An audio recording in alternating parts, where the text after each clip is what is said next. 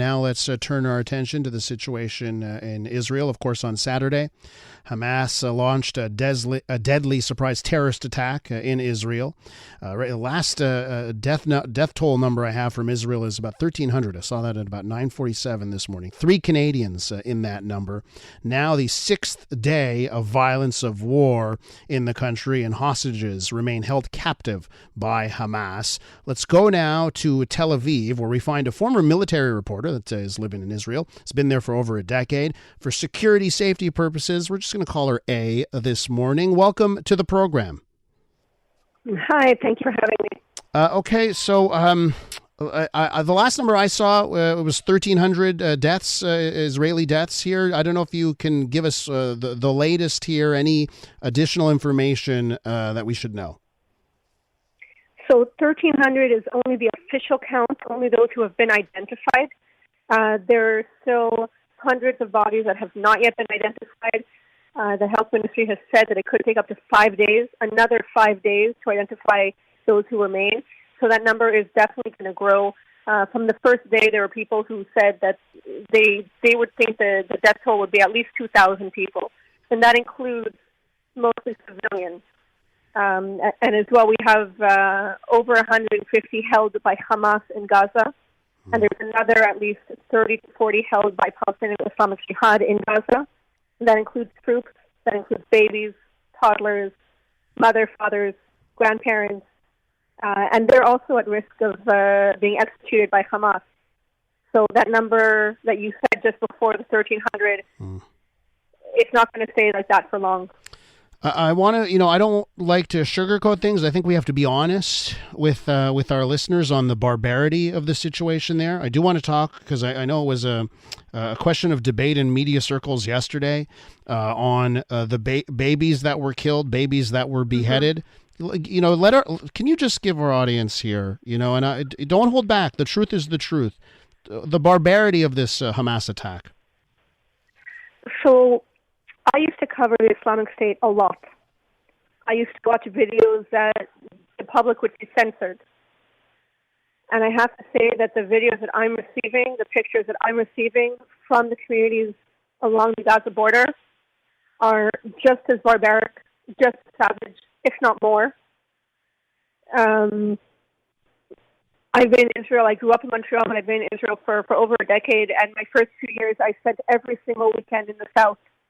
And now to think that it is absolutely destroyed whole families, generations, from babies still inside their mother's womb to grandparents slaughtered.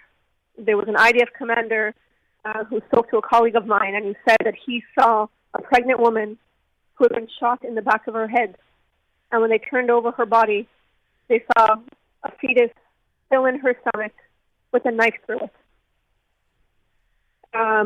It's savage, it's inhumane.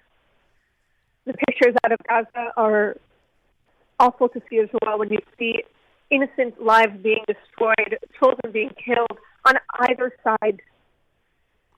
It's awful. But I have to say, the pictures and the videos that I've seen out of the communities along the Gaza Strip are something I never, ever want anyone to see.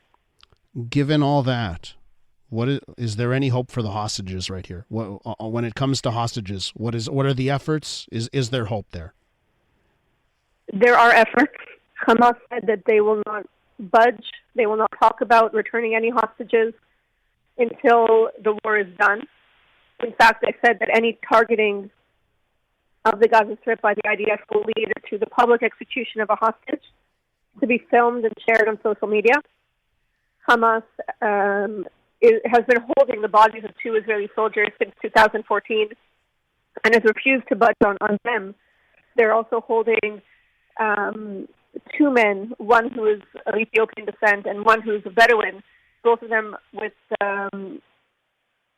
their mental stability is not 100%.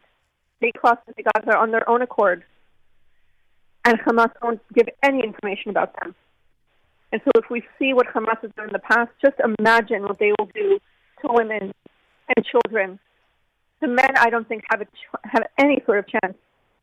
We saw videos of women with blood between their legs. You can imagine if they were raped then, they're not going to stop now.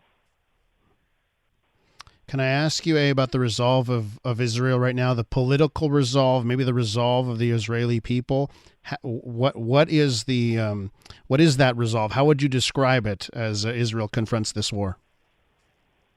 Well, it's actually quite funny, because before the war there was a huge break in Israeli society. There were protests every Saturday held by thousands of people across the country against the government of Benjamin Netanyahu.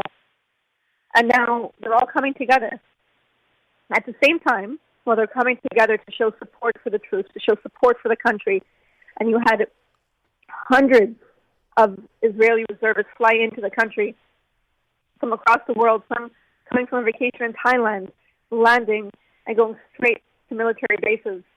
At the same time, you have Israelis who are saying, Netanyahu has to go out. This government has to go out. This government is to blame. And their neighbor is saying, oh, well, those who demonstrated, they're to blame. It's because of them that we're at war. So you have that solidarity and you have the resolve. Everybody, no matter who, wants Israel to win this war, because we live or we die. That's the end game here. And at the same time, there are a lot of people who are really coming together and doing what they can to people of the South, no matter if you're on the right of the political spectrum or the left, if you're religious, if you're not. And they're bringing them into their homes, bringing their pets into their homes. There are even mothers who are giving breast milk to babies who are orphaned because they lost their mothers in the attack. So it's on the one hand very heartwarming, on the other hand still heartbreaking. I'd like to end on the Israeli military response, and I'd like you to talk specifically to our listeners, because there are accusations and this happens whenever Israel tries to defend itself. There are accusations that that Israel is breaking international rules and the rules of war and that kind of stuff. Can you tell us about how Israel is conducting its operations, particularly when it comes to civilians in Gaza? So Israel has always been very upfront about what it does. It has, in the past, used what we call knock on the roof type of strikes, where they would drop a relatively, what's the word in English? In English, I'm losing it. It's okay. It would drop a munition on the roof of a building, but it wouldn't explode, but it would give the residents of the building time to leave. Now they're not doing that. At the same time, they're calling residents of the Gaza Strip in certain areas and warning them ahead of time that we will be striking this area, leave. On the other hand, people say, well, Gaza's an open-air prison. Where are they going to leave? Where are they going to go? But Israel's not striking all of Gaza at one moment. And while Israel has said that we will not give any sort of fuel, water, electricity to Gaza until hostages are released, there was talk today out of the White House saying that the U.S. and Israel are in talks about opening up a humanitarian corridor out of Gaza for Gazan civilians. So Israel does care about the civilians inside Gaza. Why would over 20,000 Gazan men be coming into Israel every day prior to the massacre to work? We did that in order to give the Gazan people future. They received more money in Israel than Hamas could pay them. So Israel has always looked towards the humanitarian part of Gaza. They knew that it was a disaster. And they wanted to help. And they continue to want to help. But at the end of the day, Israel didn't start this war. It began with a brutal, savage, atrocious massacre in communities across the Gaza periphery. And Israel's not going to sit back and do nothing. Israel has said, all of our gloves are off. We're going in. We're going to destroy Hamas. We're going to dismantle Hamas. There will be no more Hamas in Ramadan.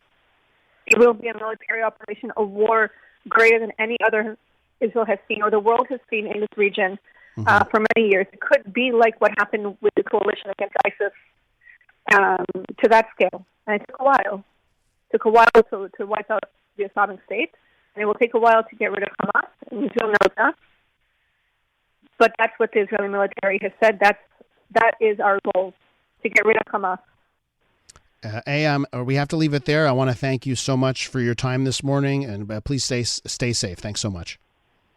Thank you. That's we're going to keep her full name out of this conversation just for safety and security reasons. A former military reporter in Tel Aviv.